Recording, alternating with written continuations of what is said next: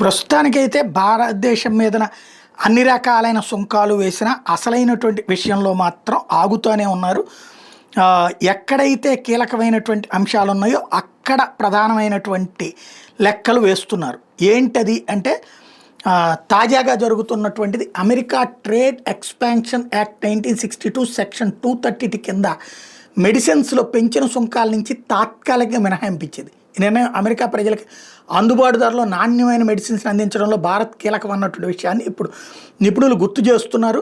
ఏదైతే జనరిక్ ఔషధాల మీద ఆధారపడిన 40% మంది అమెరికా వినియోగదారులకి అది భారం అవుతుందని ఆ దేశమే గుర్తించుకుంది. భారత్లో 700కి పైగా USFDA ఆమోదం పొందిన ప్లాంట్లు ఉన్నాయి.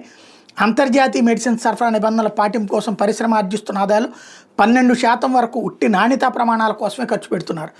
అట్లాంటిది అవి వద్దు అనుకుంటే కనుక అమెరికాలోనే మందులు భారీ ఎత్తున పెరిగిపోతాయి. వాస్తవంగా భారత మెడిసిన్స్ ఎగుమతులకు అమెరికా అతిపెద్ద మార్కెట్గా ఉంది. అయినా కూడా ఆఫ్రికాకి చేస్తున్న ఎగుమతులు 14%, లాటిన్ అమెరికా 11%, కామన్వెల్త్ దేశాలకు 8% వృద్ధి కూడా ఈ మధ్యకాలంలో కనిపించింది.